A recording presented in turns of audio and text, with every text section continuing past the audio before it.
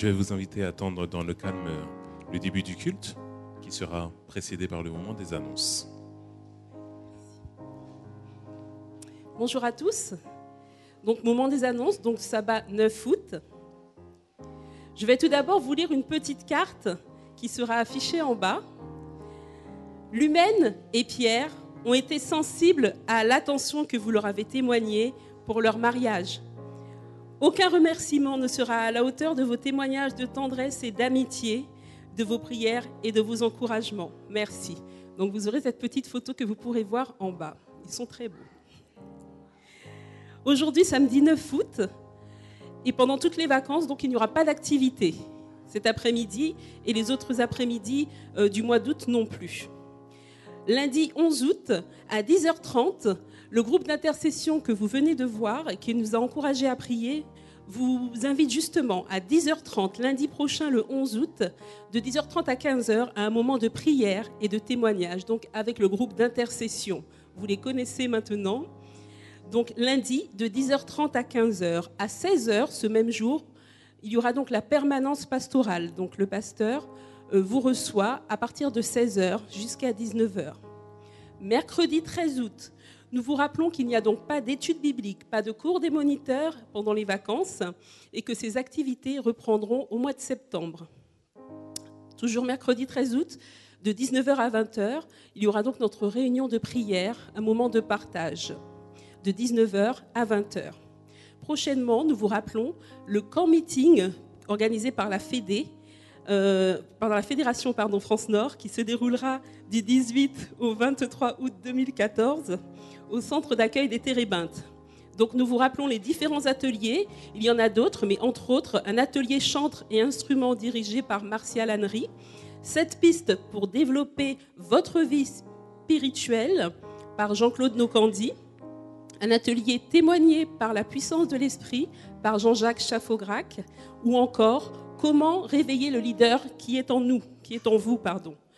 Donc pour toute inscription, les coordonnées de Lydia Ludowski sont au niveau du panneau d'affichage et vous avez aussi le petit fascicule justement de l'inscription pour ce meeting. Vous pouvez vous adresser donc à Lydia par l'intermédiaire de son mail ou de son numéro de téléphone ainsi qu'à Willem Kossou. Voilà. Je vous remercie de votre attention et je vous dis bon sabbat et restez attentifs au culte qui arrive maintenant. Je vous remercie.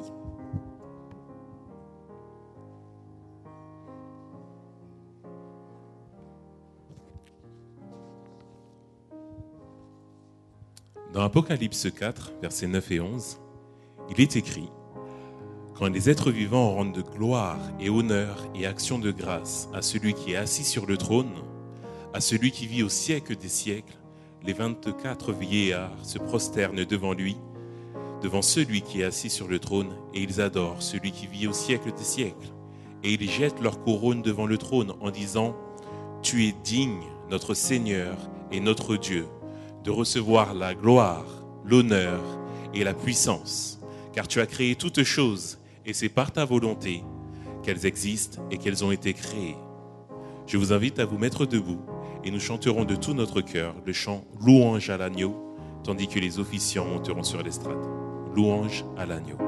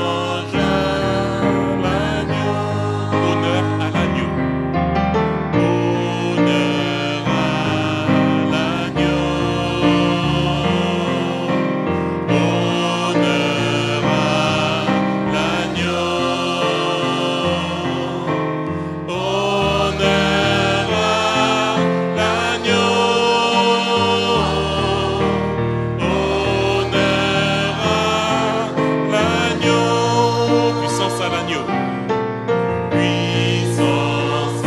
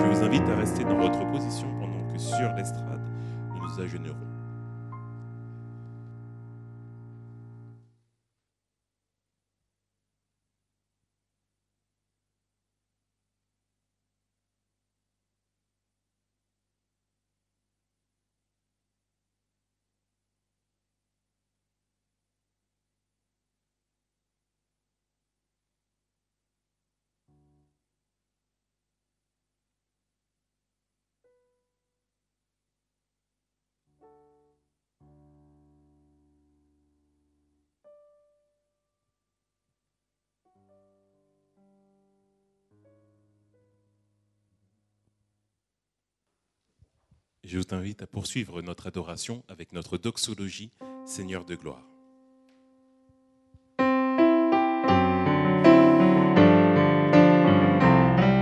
Ensemble. Seigneur de gloire, nous t'acclamons, tu es digne d'être loué. Seigneur de gloire, nous t'élevons, tu es digne d'être adoré. Car ton nom est Adonai, car ton nom est Shaddai. Nous élevons nos voix pour t'adorer, Seigneur, car tu es digne d'être loué. Car ton nom est Adonai, car ton nom est Adonai, car ton nom est Shaddai. Nous élevons nos voix pour t'adorer, Seigneur, car tu es digne d'être loué.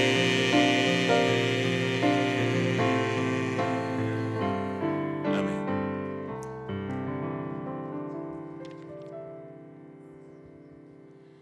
Je vous invite à incliner la tête pour la prière. Père éternel, Dieu 3 fois saint, oui, toi seul es digne d'être loué. En ce matin, Père, nous nous présentons à toi, humblement. Nous nous remettons entièrement entre tes mains, car sans toi, nous ne serions pas. Père, pardonne-nous si ce matin nous venons encore avec nos cœurs chargés, avec nos pensées éloignées de toi. Merci pour cette restauration par ton Fils Jésus. En ce matin, Père, reçois-nous, éclaire-nous, dirige-nous, apaise-nous et que ton nom seul soit magnifié. Au nom de ton Fils Jésus-Christ. Amen.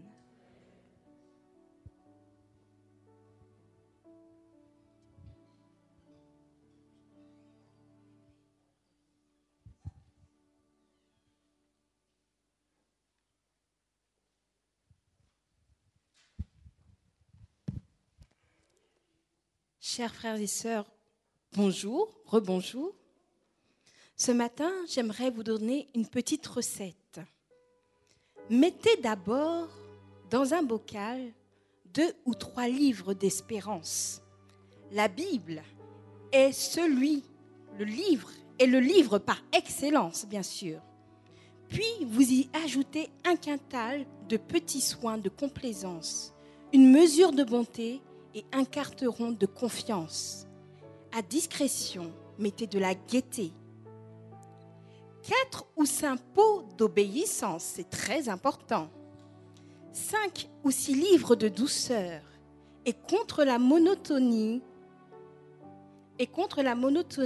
ajoutez de la bonne humeur. Hiver comme été, mettez-y de la créativité. Cependant, attention, pour le sel, n'en mettez qu'un grain, car si vous ne respectez pas cette ordonnance, au lieu d'un quart, il faudrait bien en mettre 2 de patience. Cuire le tout d'abord à petit feu, puis avec une chaleur bien soutenue, avec de l'amour et de l'amitié, ne le perdez jamais de vue. Vous obtiendrez par ce moyen une galette d'amour bien pétrie, dont un morceau chaque matin suffit pour embellir la vie.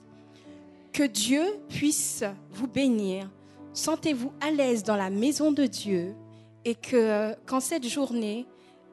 en cette journée, le corps pastoral et moi-même, vous souhaitons une bienvenue. Bienvenue à tous.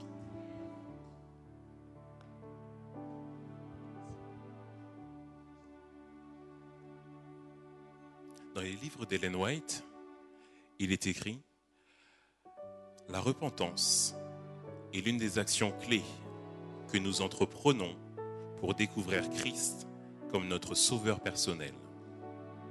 La repentance est notre action et le pardon est la réaction de Dieu à notre égard de par son amour parfait. Je reprends. La repentance est notre action et le pardon est la réaction de Dieu à notre égard de par son amour parfait. Je vous invite à prendre avec moi les paroles du 284 des hymnes et louanges. Seigneur, attire mon cœur à toi.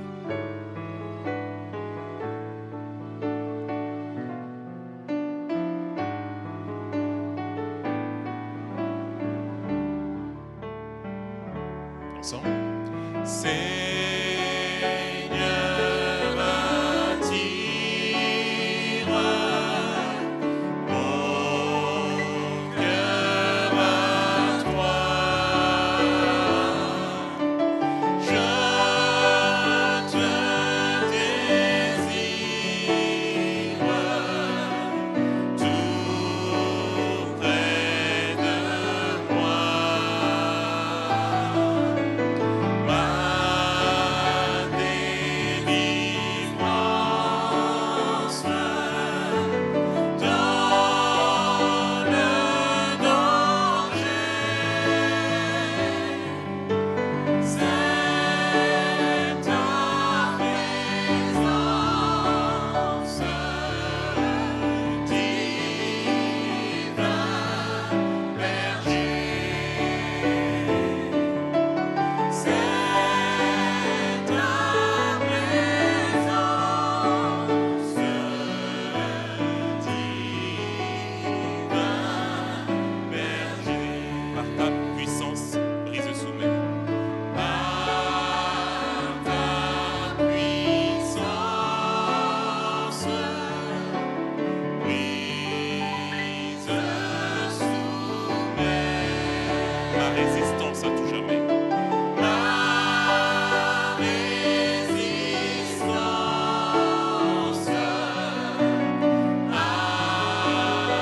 à tout jamais. Courbe mon être, ma volonté. Courbe mon être, ma volonté.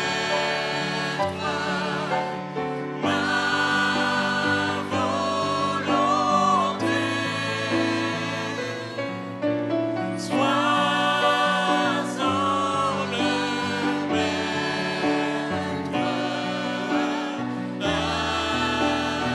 incontesté. Sois en le maître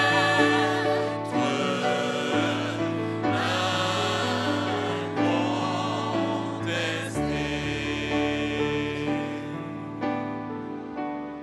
Je vous invite à vous mettre à genoux pendant que nous prierons ensemble.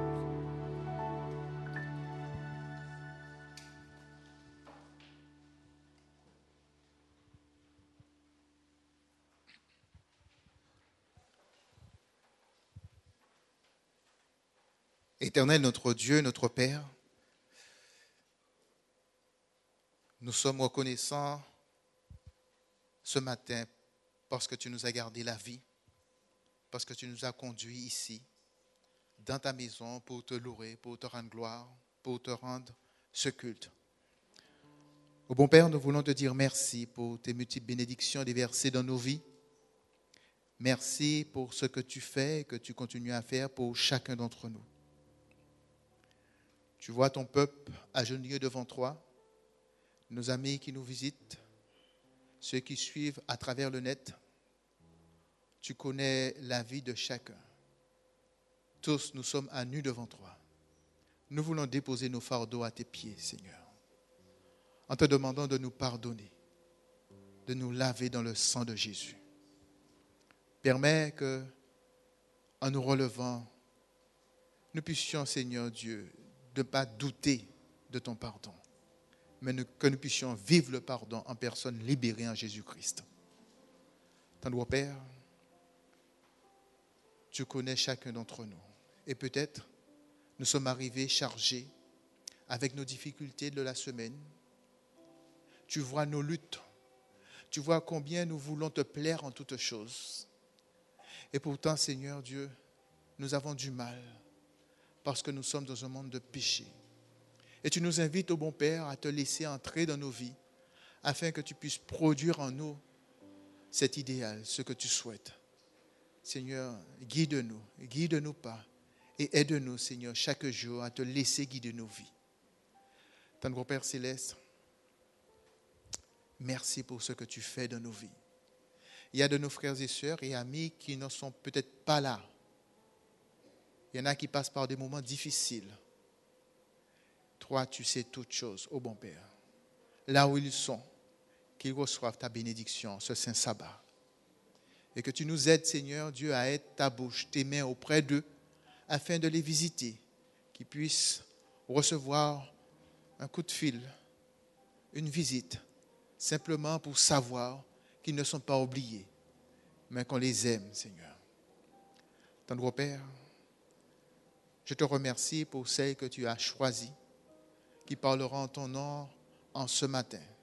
Ta servante, notre sœur Karine Bercy. Je te prie, ô bon Père, de lui donner les mots qu'il faut, de la saisir par ton Saint-Esprit afin qu'elle puisse parler avec force, conviction, et que le message que tu as pour nous, ce message puisse aller droit dans nos cœurs et nous invite, ô bon Père, à une reconsécration totale. Tendre Père, merci pour ce que tu en réserves pour nous. Nous voulons te présenter les 10 000 offrandes que nous avons apportées dans ta maison. Nous te demandons, bon Père, de bénir les mains qui ont à gérer ces fonds et que ces fonds puissent contribuer à l'avancement de ton œuvre. Tendre Père, que ton nom soit glorifié, que ton nom soit exalté. Nous t'avons prié dans le beau nom de Jésus-Christ, ton Fils bien-aimé. Amen.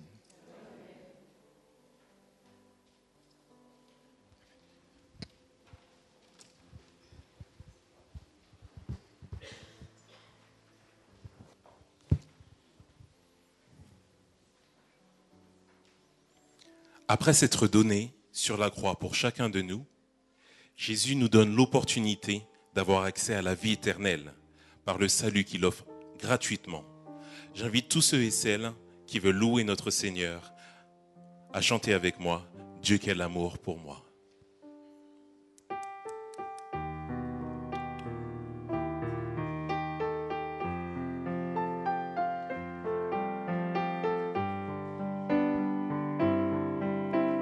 Dieu quel amour, ensemble.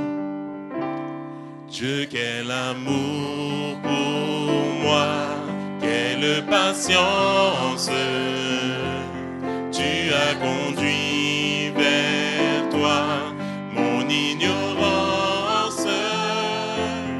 Comment pouvais-je alors saisir ce que ton cœur voulait m'offrir? Un si grand miracle, un si grand miracle, un don si précieux, ta mort à la Pâque nous ouvre les yeux, ton salut remplace ma condamnation, mon péché s'efface par ta rédemption.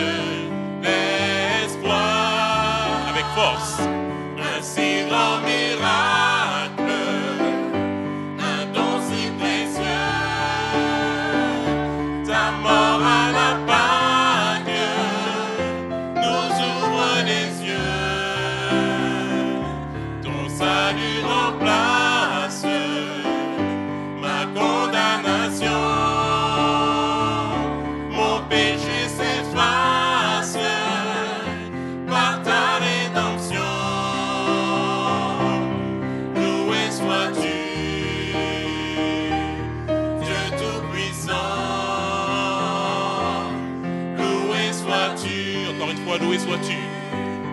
Loué sois-tu, Dieu Tout-Puissant. Dieu Tout-Puissant, loué sois-tu. Loué sois-tu.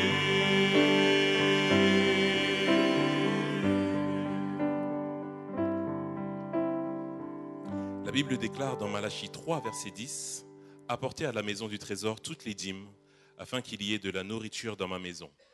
Mettez-moi de la sorte à l'épreuve, dit l'Éternel des armées, et vous verrez si je n'ouvre pas les écluses des cieux, si je ne répands pas sur vous la bénédiction en abondance. » J'invite les diacres et les diaconesses à passer dans les rangs afin de recueillir les dîmes et les offrandes.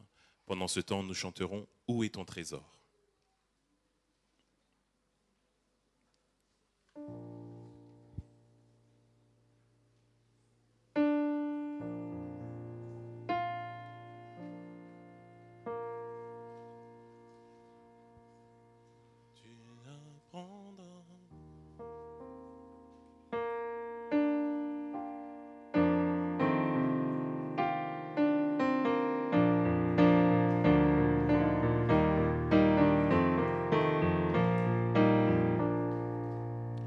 Où est ton trésor?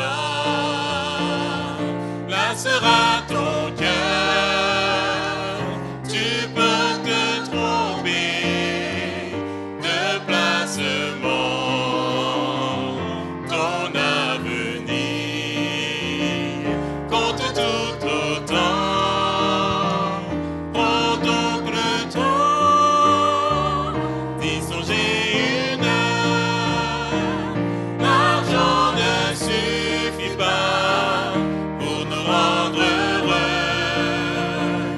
Il faut d'autres trésors pour combler nos vœux. Si tu n'as soif que d'or, prépare tes yeux. Tu apprendras un jour, on n'achète pas Dieu. Les femmes, amassez-vous. Des trésors au ciel, c'est le grand conseil de l'Éternel. Les hommes, écoutez-le. Écoutez-le. Il est essentiel. C'est le destin le plus naturel. Tous ensemble. L'argent ne suffit pas pour nous rendre heureux. Il faut d'autres trésors pour combler nos vœux. Si tu n'as soif que d'or, prépare tes yeux. Tu apprendras un jour, on n'achète pas Dieu. Le refrain, l'argent ne suffit pas. L'argent ne suffit pas pour nous rendre heureux. Il faut d'autres trésors pour combler nos vœux. Si tu n'as soif que d'or, prépare tes yeux. Tu apprendras un jour, on n'achète pas Dieu. Je vous invite à vous tenir debout pour la lecture de la Bible.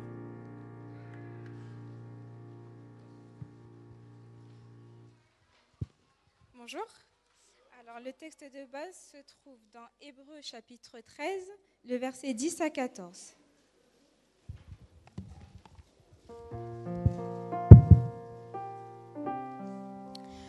Nous avons un autel dont ceux qui font le service du tabernacle n'ont pas le droit de manger.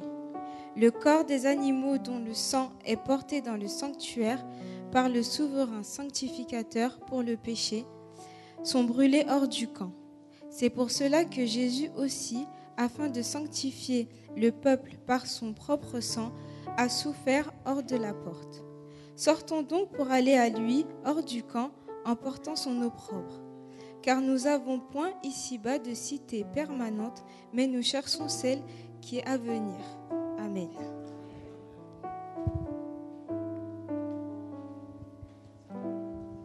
Veuillez vous asseoir.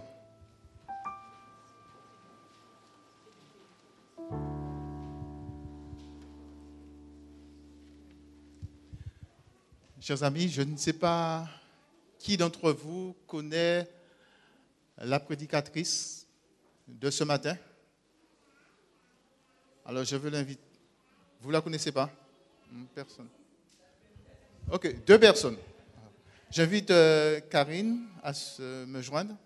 Karine Bercy, elle est membre de Paris Sud? Oui, c'est ça. Membre de Paris Sud, étudiante en théologie, à sa 4e année à Trinité Tobago, c'est ça?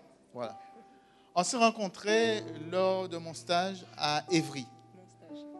Ah oui, toi Ton aussi? stage et mon stage, voilà. Ensemble, on a fait une équipe de choc. Hein. C'est vrai. Voilà. Beau souvenir. Oui, Voilà. très bon. Voilà, c'est un grand plaisir pour moi de vous la présenter. C'est une jeune femme spirituelle, engagée, et que le Seigneur continue à la guider. Que je crois que le Seigneur a un plan pour elle, pour son Église, avec son Église. Elle n'est pas seule. Je crois qu'elle a quelqu'un qui l'accompagne, son fiancé. Je ne sais pas où il est. Il est à droite. Tu peux te mettre debout comme ça, au moins on sait que tu as un fiancé. Voilà. Voilà. Voilà, ils sont fiancés, c'est pour bientôt. Voilà, le Seigneur vous a bénis, l'un et l'autre, hein, parce que le Seigneur a permis que vous puissiez vous rencontrer. Le Seigneur te guide, Karine, dans le message qu'il a pour l'Église, afin que par son esprit, tu puisses nous donner ce message avec force et conviction. Amen. Bienvenue.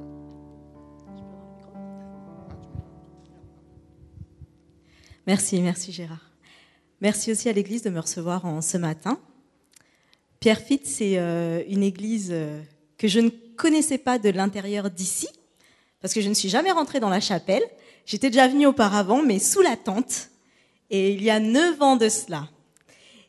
Et s'il y a une chose qui m'avait marquée quand j'étais venue, puisque en fait, j'étais venue avec des amis, donc Wilfried et des amis à lui, à l'époque, donc il y a bien 9 ans, c'était la ferveur, l'enthousiasme, la force dans cette église.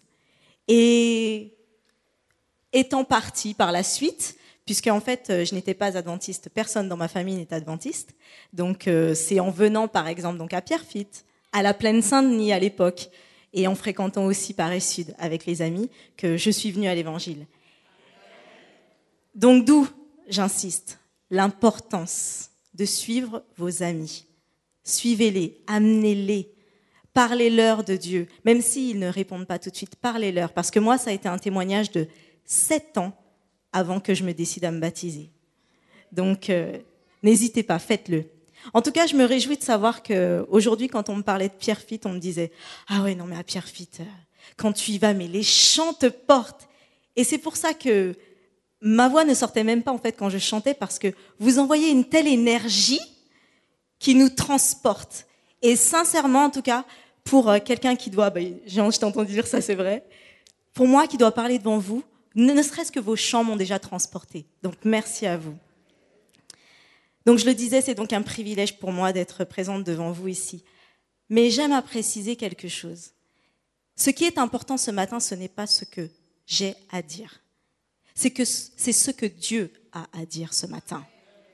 Ce qu'il a à dire à travers sa parole, à travers cette Bible.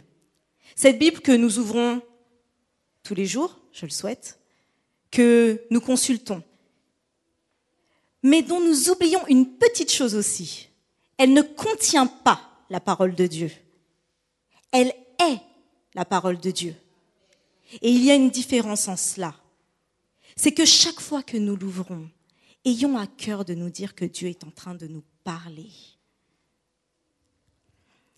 Et ce matin, il veut nous parler aussi. Le titre de ce message est « Hors du camp ». Hors du camp. Prions ensemble. Père éternel, devant toi, que ce soit uniquement toi qui parles par ma bouche. Ouvre nos cœurs, éclaire nos esprits à ta compréhension. Tu es le Dieu de toute connaissance. Merci pour cette transformation que tu opères déjà à présent dans nos cœurs. Au nom de ton Fils Jésus-Christ, Amen. Donc nous allons reprendre ensemble, donc je vous invite à prendre vos Bibles, Hébreux 13, 10 à 14. Hébreux 13, 10 à 14. Et je vais vous inviter à lire avec moi. Vous l'avez trouvé, Amen ?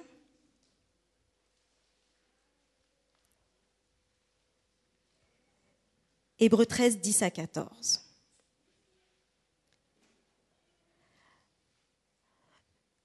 Nous lisons ensemble. Nous avons un autel dont ceux qui font le service au tabernacle n'ont pas le pouvoir de manger. Le corps des animaux, dont le sang est porté dans le sanctuaire par le souverain sacrificateur pour le péché, sont brûlés hors du camp. C'est pour cela que Jésus aussi, afin de sanctifier le peuple par son propre sang, a souffert hors de la porte. Sortons donc pour aller à lui, hors du camp, en portant son opprobre, car nous n'avons point ici-bas de cité permanente, mais nous cherchons celle qui est à venir. Ce passage de l'Épître aux Hébreux, bien que ne commençant pas par un petit mot de liaison, comme par exemple donc, par, c'est ainsi, c'est pourquoi, bien que ne commençant pas par ce petit mot de liaison, ce passage s'impose comme une conclusion des versets précédents. En effet, le verset 1, c'est l'amour fraternel. Le verset 2, l'hospitalité. Verset 3, l'humilité. Verset 4, la pureté. Verset 5, la sécurité holistique en Christ, c'est-à-dire à tous les niveaux, la sécurité en Christ. Verset 6, la paix en Christ. Verset 7, la révérence envers nos dirigeants. Verset 8, l'immuabilité de Christ, c'est-à-dire son caractère inchangeable, il ne change pas. Verset 9, le discernement. Ne serait-ce que dans ces 9 versets précédents, nous avons toute une ligne de conduite. Et nous arrivons donc au verset 10, où il est dit 2 fois l'expression « hors du camp », où même le champ lexical nous rappelle un mouvement. Sortons donc hors du camp, un mouvement. Et nous pouvons souligner des mots. Je vais vous dire une liste de mots qui est présente ici, des mots clés. Autel, pouvoir, autorité aussi, sanctuaire, sacrificateur, brûlé, Jésus, sang, porte, camp, opprobre, cité permanente. Je vais les redire un peu plus doucement parce qu'ils représentent une suite logique. Autel, pouvoir, sanctuaire, sacrificateur, brûlé. Jésus, sang, porte, camp, opprobre, cité permanente. Ici, dans ces mots, dans cette suite de mots, nous avons 3 groupes, 3 phases même. Le passé, le présent et le futur. 3 assurances, 3 vérités et 3 témoignages pour nous aujourd'hui. Autel, autorité, sanctuaire, sacrificateur, brûlé, c'est le passé, l'Ancien Testament. Une alliance déjà que Dieu avait établie au commencement dans l'Ancien Testament.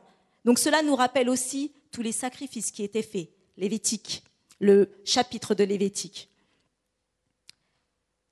Le climat, l'apogée, le point central, Jésus, le présent. Mais à lui seul, en fait, il est déjà le passé, le présent et le futur. Il est au centre là de ce texte, Jésus, et nul autre que lui ne pouvait avoir cette fonction, nul autre que lui ne pouvait contenir le temps dans toutes ses dimensions. Et enfin, le 3e groupe, sang, porte, camp, opprobre, cité permanente.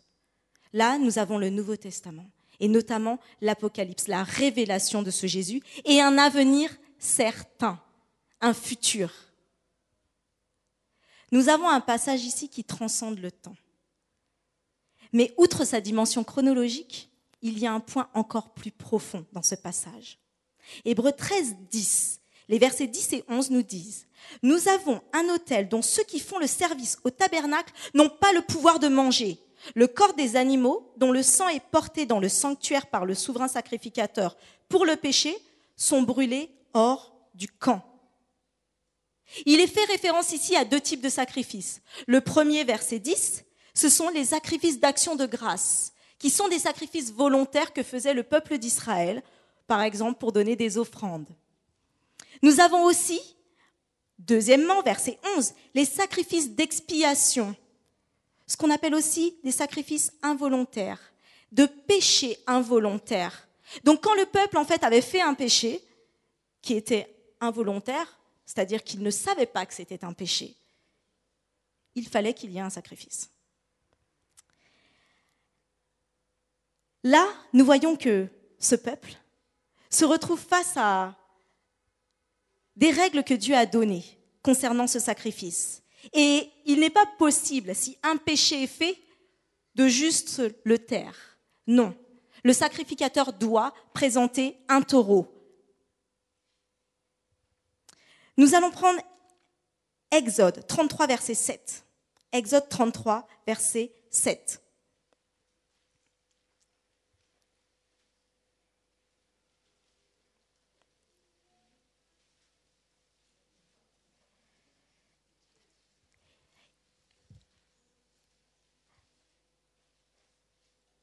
Moïse prit la tente et la dressa hors du camp.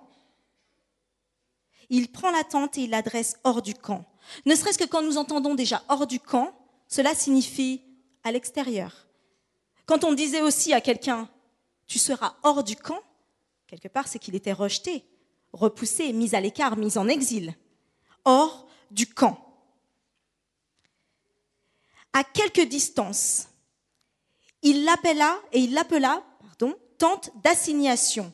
Et tous ceux qui consultaient l'Éternel allaient vers la tente d'assignation, qui était hors du camp. Lévitique 4, et là, vous pouvez le prendre en référence, je vais lire, à partir du verset 2. Parle aux enfants d'Israël et dis, lorsque quelqu'un péchera involontairement contre l'un des commandements de l'Éternel, en faisant des choses qui ne doivent point se faire, il amènera le taureau à l'entrée de la tente d'assignation, posera sa main sur la tête du taureau et l'égorgera devant l'Éternel. Lorsque quelqu'un fera quelque chose involontairement, un péché involontaire, un taureau sera pris et il sera égorgé. Alors, le sacrificateur, verset 6, trempera son doigt, donc Lévitique 4, verset 6, trempera son doigt dans le sang. Il en fera 7 fois l'aspersion devant l'Éternel, en face du voile du sanctuaire. Verset 7, il mettra du sang sur les cornes de l'autel, cet autel qui représente la force. Verset 8, il enlèvera toute la graisse. Verset 9, les 2 rognons qu'il brûlera sur l'autel. Verset 10, comme le sacrifice de communion.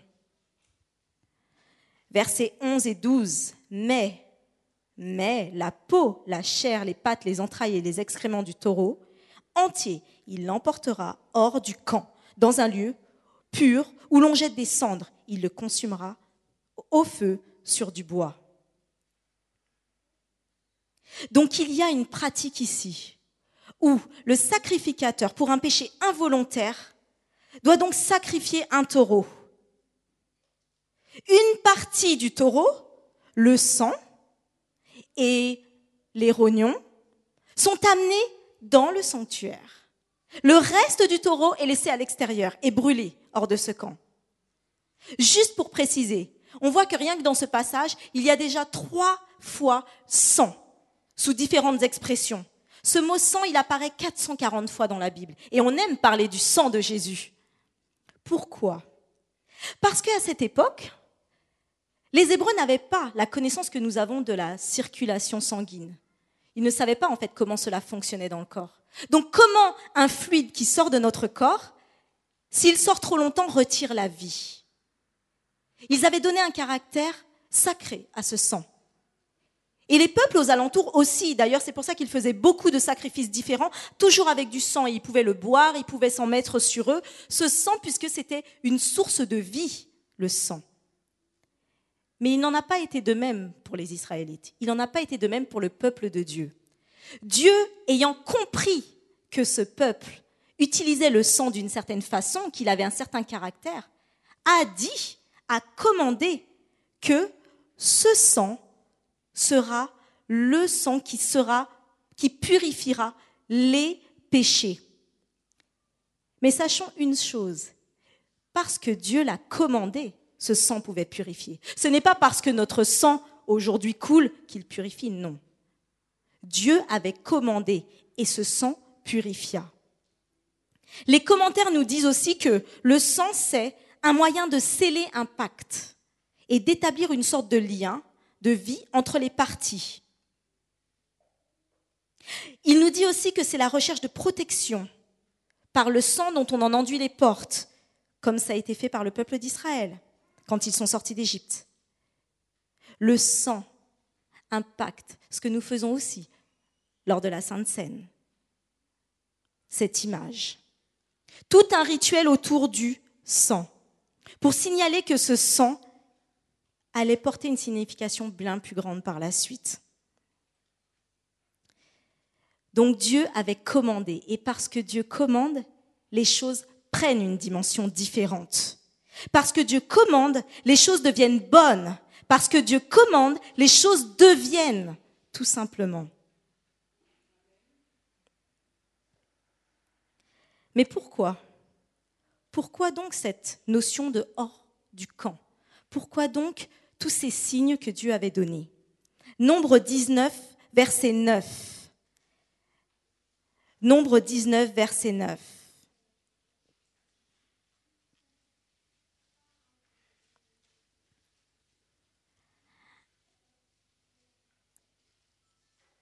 Un homme pur recueillera la cendre de la vache et la déposera hors du camp dans un lieu pur. On la conservera pour l'assemblée des enfants d'Israël, afin d'en faire l'eau de purification. C'est une eau expiatoire, réconciliatrice. Donc pourquoi, en fait, ces animaux étaient menés hors du camp et brûlés ? C'était pour que l'on comprenne que par ces cendres, on pouvait purifier la personne qui avait péché. Par cet acte, Dieu avait permis que là où il y avait eu péché, il y ait réconciliation. Séparation de Dieu, rapprochement avec Dieu. L'importance d'aller hors du camp. Dieu avait donné donc ces rituels pour rendre le peuple pur, pour les purifier, pour les sanctifier, pour les éloigner du péché, pour leur apprendre aussi à obéir à Dieu. Il est dit dans certains commentaires que le peuple d'Israël, à cette époque, dans l'Épître aux Hébreux, vivait des périodes très difficiles, extrêmement difficiles, puisqu'ils étaient sous l'emprise des Romains. Ils se retrouvaient aussi, il faut savoir qu'ils avaient eu le témoignage de Jésus, puisque c'était entre 45 et 70 après Jésus-Christ. Ils avaient déjà eu le témoignage de Jésus. Ils étaient juifs et chrétiens. Mais vous savez ce que c'est quand on a une culture, quand on a des traditions. On a eu cette loi de Moïse. Pourtant, Jésus est arrivé et il nous apprend l'amour. Il nous apprend que la loi ne suffit pas, qu'il faut avoir foi en lui. Donc là, certains se sentent rejetés. Ils ne peuvent plus rester dans ce judaïsme. Ils doivent suivre Jésus. Très difficile. Vous vous êtes déjà demandé si on vous disait aujourd'hui, avec tout ce que tu connais, tout ce que tu as eu, la culture que tu as, tu sors de là, sors de cette culture et suis-moi. Sors de tes habitudes et suis-moi. Sors de tes modes de pensée et suis-moi. Suis-moi au Japon. Culture totalement différente. C'est ce qui se passait pour ce peuple à cette époque. Ils étaient parmi les leurs, donc dans le judaïsme. Pourtant, ils devaient suivre Jésus. Donc il y avait certaines pratiques qu'ils ne devaient plus faire. Sortir hors du camp. Le commentaire continue, il nous dit que tout l'épître aux Hébreux est pour montrer à ces croyants qui étaient en difficulté qu'ils trouvaient en Christ, dans le christianisme, quelque chose de bien plus élevé et bien plus précieux que le système judaïque. Bien plus précieux que tout ce qu'ils avaient connu avant. Aller hors du camp. Jésus nous appelle à cela, aller hors du camp. Mais sommes-nous prêts ? Sommes-nous prêts à le faire ?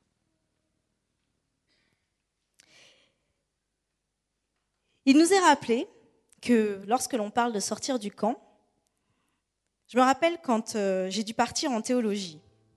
Et j'avais déjà mon travail.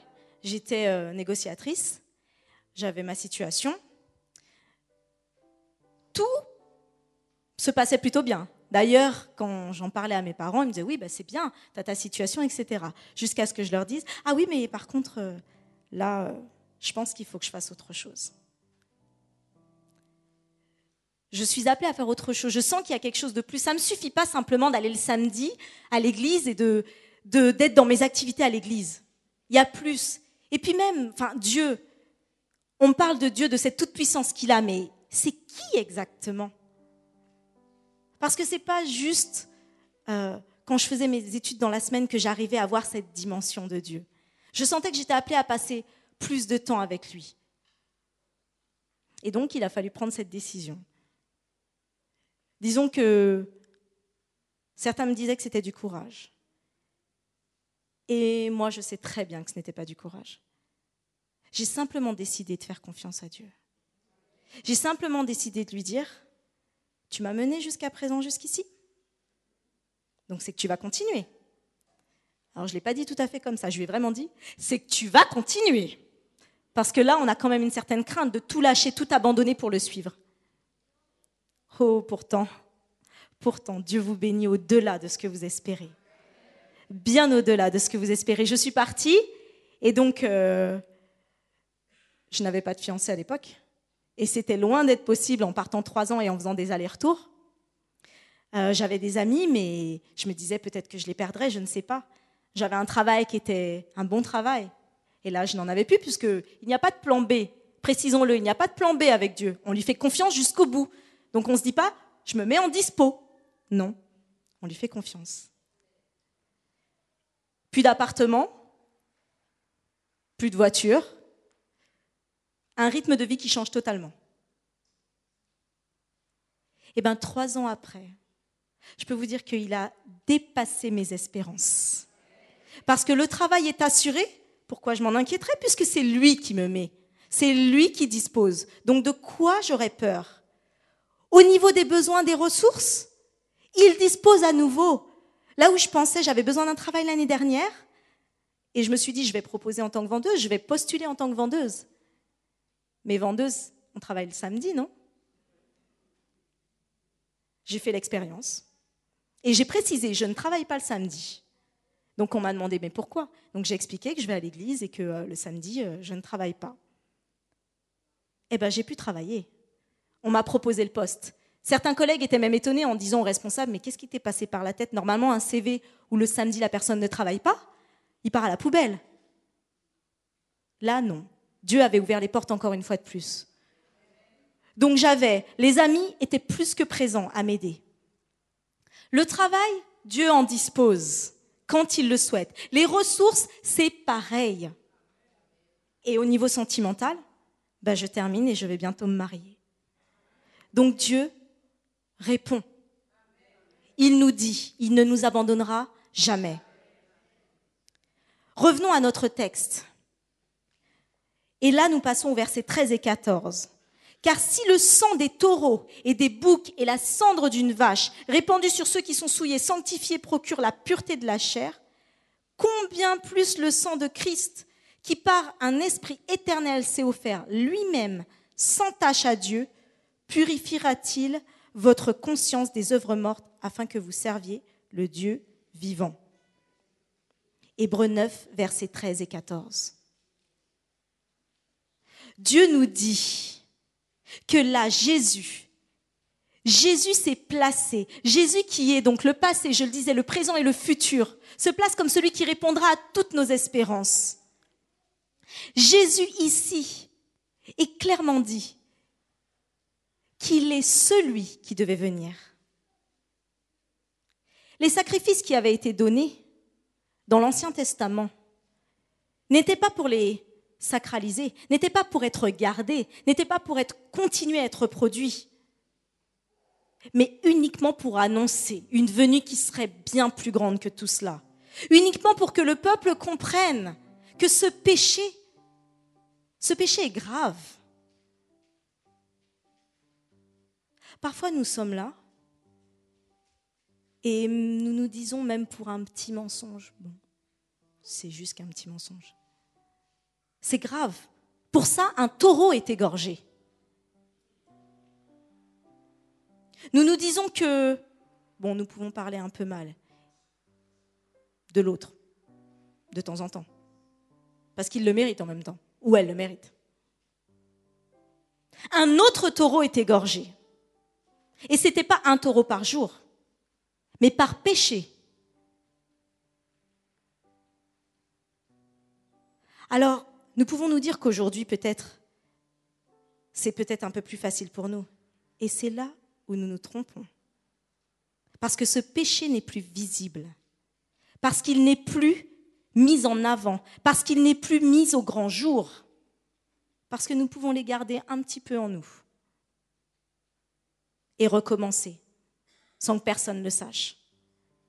Et c'est là où nous nous trompons. C'est là où nous nous éloignons de Dieu. Dieu nous appelle à sortir hors de ce camp. Il n'a pas voulu que nous gardions en fait nos habitudes. Il n'a pas voulu que nous gardions tout ce que nous pensons. Il n'a pas voulu que nous trouvions des justifications à quelques attitudes que nous avons, quelles qu'elles soient. Et pour quiconque, que ce soit notre famille, frères, sœurs, ce n'est pas ce qu'il veut. Ce qu'il veut, c'est que nous lui ressemblions. Nous avions cette stature dans le jardin d'Éden. Il nous a créés à son image. Prenons-nous la dimension de cela? Nous ne nous abaissons pas à ce que l'ennemi nous propose, à la médisance, au mensonge, à la peine que nous pouvons faire à l'autre. Même si nous pensons que ça peut être justifié, non. Créé à son image, pour édifier, pour relever, pour aider l'autre. Nous sommes appelés à sortir de nos camps, à sortir de tout ce qui nous fait, à sortir de nos habitudes, sortir hors du camp. Je vous l'accorde, ce n'est pas toujours facile. Jésus, quand il est venu, pensons-nous que c'était facile? Qu'il en ait transpiré du sang? Quand il est venu, il a laissé son monde de gloire. Il a laissé tout ce qu'il était, la dimension qu'il était, pour se mettre dans un corps limité, le nôtre. Et savez-vous qu'il ne retrouvera jamais la gloire qu'il avait avant? Savez-vous que quand il a pris cette apparence humaine pour nous, qu'il est descendu à notre niveau, il n'aura plus jamais la gloire qu'il avait avant?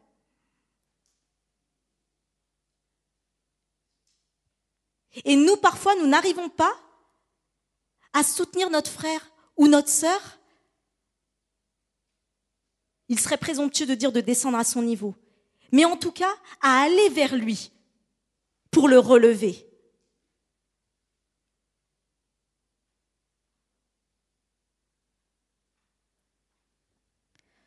Sortons hors de ce camp. Verset 13 nous dit, pour aller à lui, en portant son opprobre. Avons-nous besoin de remonter au 1er siècle? Au siècle où ces apôtres luttaient, où ces Hébreux luttaient, pour nous dire qu'il y a des défis à rencontrer? Oh non, je vous le disais un peu plus tôt. Aujourd'hui même, nous avons des défis bien plus grands et bien plus subtils. Je suis étudiante donc à Trinité et Tobago, une île anglophone, mais aussi une île où majoritairement les gens sont croyants. Presque, je pense sincèrement, 90% de la population est croyante. Que ce soit musulmans, hindous, Rastafari, ils ont une croyance. Quelle est la part en France? Elle est très loin de cela. Pensez-vous que cela ne nous impacte pas? Si, cela nous impacte. Et nous ne sommes pas plus en sécurité dans l'Église. Pour vous donner un exemple, lorsque je suis partie, Bon, pour moi, je venais de mon église, donc voilà, nous sommes tous des adventistes et nous vivons tous les mêmes choses, nous vivons tous les choses de la même façon. Nous avons tous, avec des cheminements différents, spirituels, mais nous fonctionnons à peu près tous dans le même système. D'ailleurs, quand nous regardons les cultes d'ici ne sont pas différents des cultes là-bas, dans leur programme, à quelques différences près. Mais ça reste la même chose. Mais le choc a été quand on a commencé à me parler de la France.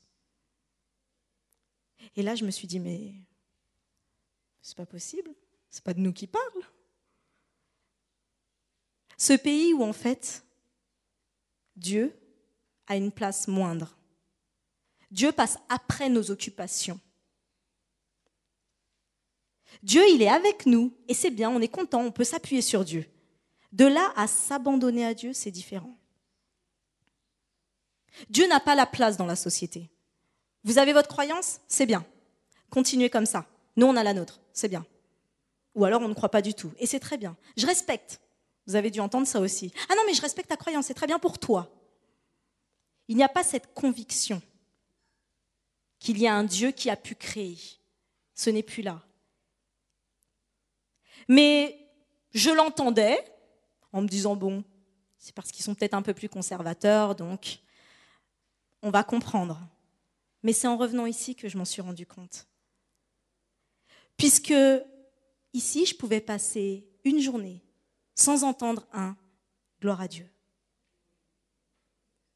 sans entendre un « merci Seigneur », sans entendre un « il va répondre », sans entendre un « amen ». Une journée pouvait passer sans l'entendre. Au début, je ne comprenais pas ce malaise que j'avais quand je suis arrivée.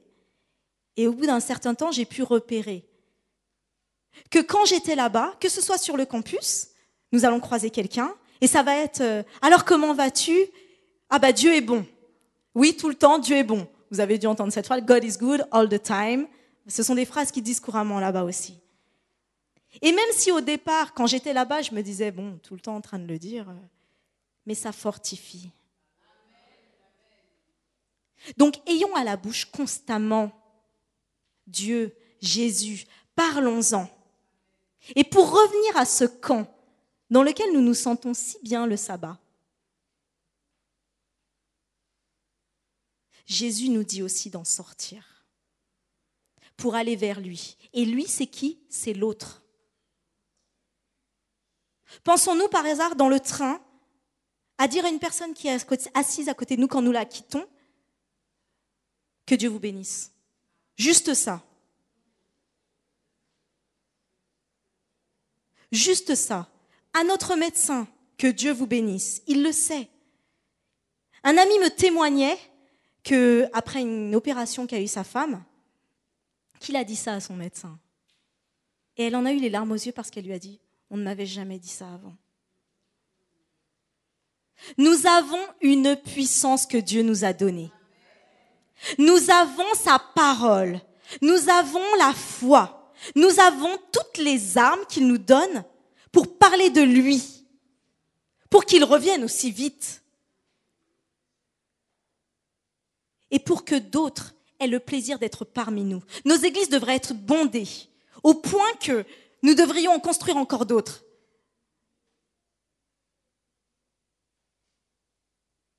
Nous l'avons ça. Et les gens en ont besoin. Ils attendent ça, que nous leur disions juste un mot, Jésus. Parce que ne croyez pas qu'ils sont si réfractaires. Mettons-nous à leur place. C'est dur quand on n'a pas eu d'éducation religieuse, quand on n'a pas eu conscience qu'il y a eu un Dieu depuis la naissance, et qu'on vient nous dire, oui, non, mais il y a un Dieu qui gère tout ça. Et avec tout ce qui est dit à l'extérieur, il est difficile de faire la part des choses. Pour eux aussi, ils doivent faire comme ces Hébreux à l'époque, sortir de leur camp. Mais nous savons que ce n'est pas nous qui agissons, c'est Dieu qui agit dans les cœurs. Nous, tout ce qu'il nous demande, c'est de parler de lui, de sortir de notre camp. Il a retiré tout ce qui était sacrifice. Il l'a annoncé avant. Il est venu présent, Jésus. Il nous a donné une espérance. cette nouvelle Jérusalem qui revient. Nous savons où nous allons. Alors pourquoi errons-nous? Pourquoi continuons-nous encore à nous abaisser à des choses qui ne nous font pas avancer? Sortons de ce camp et allons à l'autre. Sortons de nos peurs, sortons de nos craintes, sortons de nos difficultés. Même si vous pensez que vous ne pouvez pas, vous pensez que vous ne pouvez pas. Dieu dit, vous pouvez. Il nous a donné tous des dons différents. Et lorsque nous allons à lui en sortant de notre camp, il les décuple. Mais alors maintenant, ça ne viendra pas juste en restant assis. Ça ne viendra pas juste en attendant que cela se présente à nous. Nous n'avons point une cité ici permanente, le verset 14 nous dit, mais nous cherchons celle qui est à venir. Nous n'avons point ici une cité permanente, mais nous cherchons celle qui est à venir. Jésus nous l'a promis, il reviendrait et nous vivrons éternellement avec lui. Alors sortons du camp, sortons hors de nos craintes, du camp dira-t-on, et adoptons le qu'en dirait Jésus. Sortons hors de nos zones de confort pour aller à l'autre. Cette personne nous bouscule dans le train. Nous ne sommes pas des chrétiens à faire un « Ah !» Non, mais c'est pas grave. Qu'est-ce que ça nous a coûté? C'est peut-être un moyen de pouvoir créer un contact avec cette personne. Non, nous nous refermons dans notre zone de confort. Au lieu de nous ouvrir à l'autre parce que Dieu nous a donné peut-être une opportunité de témoigner, nous nous fermons. Sortons hors de notre zone de confort. Sortons hors de nos schémas de pensée. Regardons bien plus haut à ce que Dieu veut pour nous. Parlons, ne serait-ce que de parler de ce nom, Jésus, à chaque instant, dès que vous avez l'opportunité. Ça transforme. Et ça nous transforme. Premièrement, sachons-le. Parce que parler de Jésus à chaque instant, ça nous redonne une direction. Si toute une journée, je vais vous donner un exercice pour cette semaine. Comptez combien de fois dans cette semaine vous aurez, je ne vous demande même pas oralement, mais dans votre tête, prononcez le nom de Jésus. Et il sera surprenant parfois de se rendre compte qu'on a pu oublier. Et ceci hors de nos séances de culte, du matin et du soir. Le reste de notre journée. Faites cet exercice cette semaine. Je le disais, allons hors du camp. Allons à Christ par des choix sages qui reflètent Dieu, par un amour fraternel, par des services rendus, même des petites choses. Mais sortons de ce camp. Alors peut-être que ce matin, la plupart d'entre nous ici le connaissent, Jésus. Et on prend pour acquis que nos jeunes le connaissent, Jésus. Connaître, avoir une intimité avec lui, sortir du camp, aller dans cette tente, se rapprocher de lui, être réconcilié avec lui. Ce sont des idées préconçues que nous pouvons avoir. Parce qu'une rencontre avec Jésus transforme. Une relation avec Jésus transforme. Donc ce Jésus, je vous le représente aujourd'hui. Et pour ceux jeunes dans l'Église, ce Jésus, je vous le présente aujourd'hui. Il nous a donné un passé, un présent et un futur. Nous avons tout devant nos yeux. Peu importe ce qu'il peut se passer dans notre vie en ce moment, peu importe la peine que nous rencontrons en ce moment, peu importe les difficultés, le travail que nous n'avons pas, les moyens financiers que nous n'avons pas, il met à notre disposition. Parfois, il faut des situations difficiles pour changer de voie. Alors si nous sommes dans cette situation aujourd'hui, voyons quelles opportunités il y a autour. Qu'est-ce que Dieu nous propose? Dieu ne fera rien pour nous faire tomber. Dieu ne fera rien pour nous affliger. Tout est pour notre croissance comment pouvons-nous rebondir? Quelle que soit la montagne que nous rencontrons aujourd'hui, quelle que soit la difficulté que nous rencontrons aujourd'hui, nous avons un témoignage ici dans ce passage, Hébreux 13, que Jésus a été le passé, le présent et le futur, qu'il est là et qu'il peut nous amener bien au-delà. Mais nous devons sortir hors du camp, de notre camp.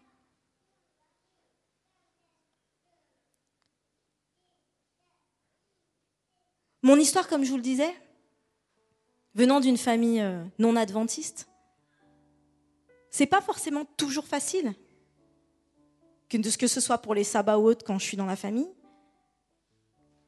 Mais ce n'est pas à ça que je regarde. Je vois surtout quelle mission Dieu m'a donnée.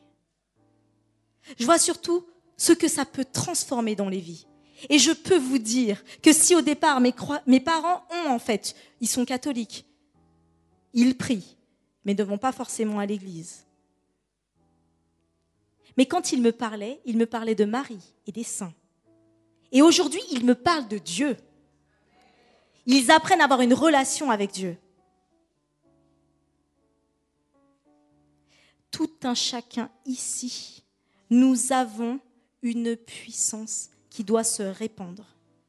Des choses se passent autour de nous. Ne perdons pas une occasion. N'ayons pas peur non plus. Parce qu'il a déjà disposé les cœurs. Quand il a mis une personne, bien que l'apparence de cette personne puisse se montrer réfractaire à notre message, il prépare déjà les cœurs. Et pour notre Église même, portons chacun ce témoignage de Jésus, chacun. Parce que nous ne comptons pas sur le pasteur, nous ne comptons pas sur le chantre ou les anciens. Nous apportons dans la maison de Dieu. Nous sommes des éléments de puissance chacun. Et même si nous n'avons pas un poste dans l'Église nommé, Dieu nous a donné un don. C'est ça une Église forte. Chaque membre participe. Et si en plus tout le monde participait, peut-être que d'autres seraient moins fatigués. Mais sortons de nos camps. Sortons de cela et allons de l'avant avec Christ. Je vous parlais dans ce passage, il y a un mouvement hors du camp, sortir, bouger. Christ, il se baladait partout et il transformait. Aujourd'hui, c'est ce à quoi nous sommes appelés. Hors du camp. Alors maintenant, j'aimerais vous demander une chose simple. Quand nous faisons des choix avec Dieu, c'est par conviction. Sinon, nous n'en faisons pas. Nous ne regardons pas à l'autre. Nous ne faisons pas parce que nous devons faire. Nous faisons parce que nous sommes convaincus. Et c'est ce que Dieu nous demande. Ce matin, je vais vous inviter à fermer les yeux, parce que ce sont des choix personnels et qu'il n'y a que vous qui pouvez prendre cet engagement. Fermez les yeux. Nous fermons les yeux. Ce matin, nous savons que nous sommes venus avec peut-être un cœur lourd, avec peut-être des idées préconçues, ou avec une semaine qui nous a pesé, et peut-être une autre qui va nous peser encore. Et nous ne comprenons pas forcément tout ce qui se passe. Mais nous avons une assurance, parce qu'il nous l'a montré depuis le commencement, c'est que nous avons un futur certain. Mais ce matin, quelle que soit la montagne qui s'érige devant nous, Dieu nous demande de sortir. Que ce soit pour contourner, nous ne voyons pas forcément, mais il nous demande d'avancer parce que nous avons foi en Jésus-Christ. Alors ce matin, si vous souhaitez à partir de maintenant sortir de votre camp, que Dieu vous permette à chaque instant et vous donne la force de sortir aussi de ce camp, je vais vous inviter à lever la main. Le Seigneur seul voit. Le Seigneur seul lit dans vos cœurs. Et même si vous ne levez pas la main, dites-le dans votre cœur et Dieu le voit. Seigneur, tu vois ta communauté. Tu nous vois devant toi, Seigneur. Nous ne souhaitons pas rester dans l'état actuel. Nous souhaitons croître plus encore. Et si Dieu, nous sommes déjà entre tes mains, serre-nous encore plus fort. Fais-nous avancer, Père. Transforme ta communauté. Transforme nos vies en ce matin. Permets-nous d'avoir ta vision. Permets-nous d'éloigner de nous tout ce qui ne te reflète pas. Nous sortons de ce camp à ta rencontre. Père, nous ne souhaitons pas qu'un seul de nos péchés reste caché. Nous avons conscience qu'un animal meurt chaque fois pour nous. Nous avons conscience que ton Fils a quitté son monde de gloire pour mourir pour nous. Alors Père, reçois-nous. Père, montre-nous. Père, transforme-nous. Père, hors de ce camp, soutiens-nous et guide-nous. Que ce soit uniquement ta volonté qui soit faite dans notre vie. Nous nous remettons entièrement entre tes mains à partir de maintenant. Au nom de ton Fils Jésus-Christ. Amen.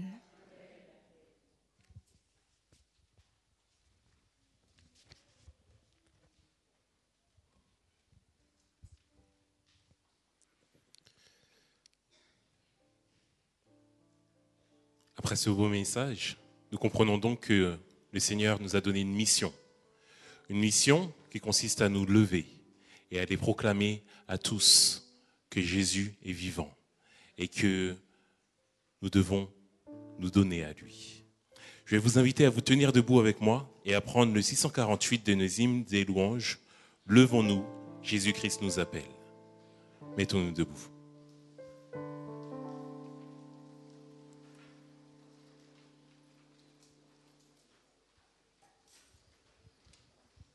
Nous prendrons les strophes 1, 3 et 4.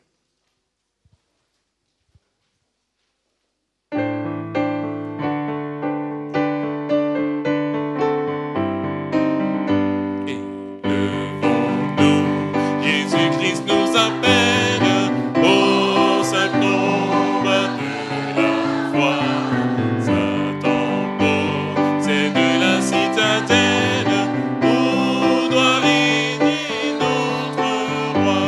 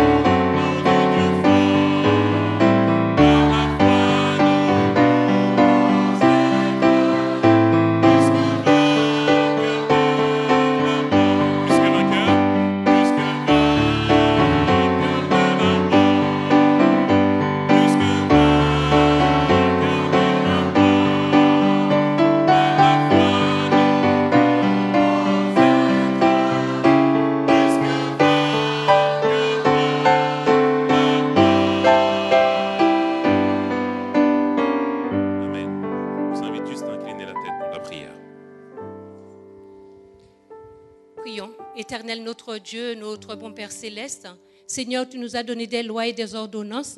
Permets-nous, Seigneur, mon Dieu, de les observer, Seigneur, parce que des fois, nous courons à droite, à gauche et nous oublions que les autres sont là et ils t'attendent.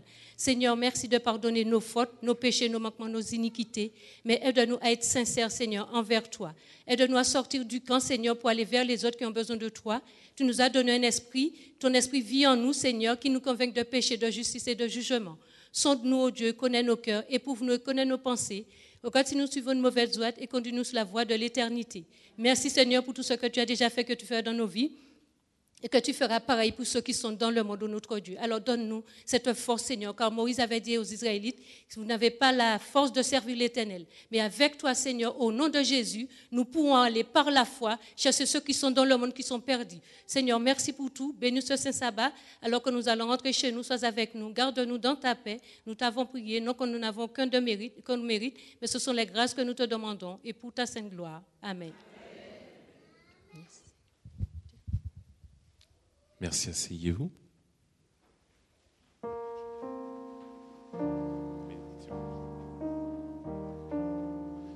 Seigneur, dirige et sanctifie.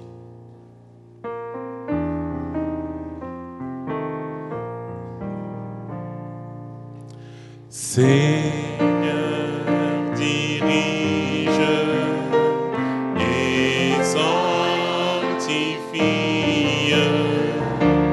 toute la vie de tes enfants. Que ta lumière sur leur carrière brille en tout temps. Que sous ta garde et sous tes ailes, ils soient fidèles, forts et constants. Recevons la bénédiction. Recevez la bénédiction de notre Dieu. Que la grâce et l'amour de notre Sauveur Jésus-Christ soient avec nous tous. Que sa paix nous accompagne. Allez en paix. Amen.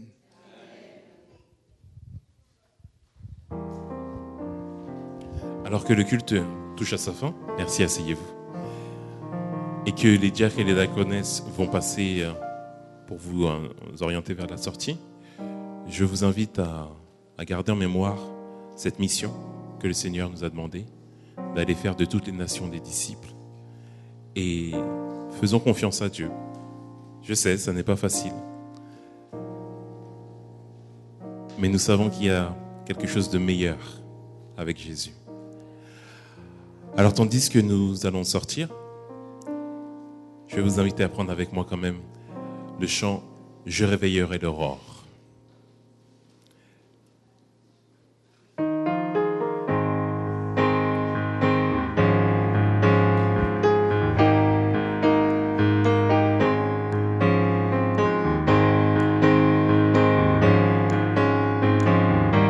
Ensemble ? Je réveillerai l'aurore pour célébrer tes bontés. Je t'apporterai, ô Seigneur, le fruit de mes lèvres. Près de toi, je suis tranquille. Je chanterai tes louanges. Grande est la fidélité que tu déploies sur moi. Je veux te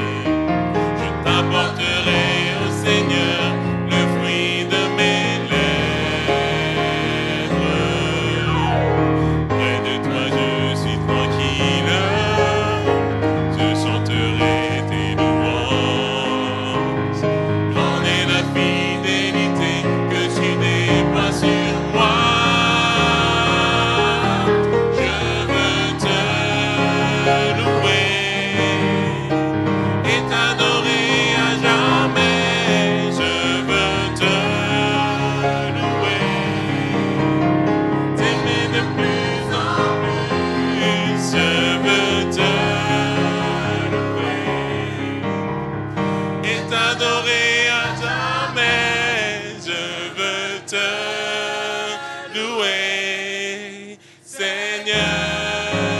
Je veux te louer. Je veux te louer et t'adorer à jamais. Je veux te louer, t'aimer de plus en plus. Je veux te louer et t'adorer à jamais. Je veux te louer, Seigneur, Seigneur, Seigneur, Seigneur.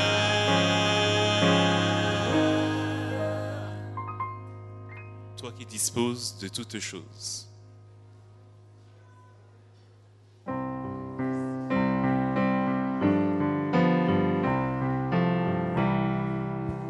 Toi qui disposes de toutes choses et nous les donnes chaque jour. Reçois, ô Père, notre prière de reconnaissance et d'amour. Deuxième strophe, le don suprême. Le don suprême que ta main sème, c'est notre pardon, c'est ta paix et ta clémence, trésor immense, est le plus grand de tes bienfaits. Dernière strophe, que par ta grâce, que par ta grâce, l'instant qui passe serve à nous rapprocher de toi et qu'à chaque heure vers ta demeure, nos cœurs s'élèvent par la foi et qu'à chaque heure et qu'à chaque heure vers ta demeure, nos cœurs s'élèvent par la foi.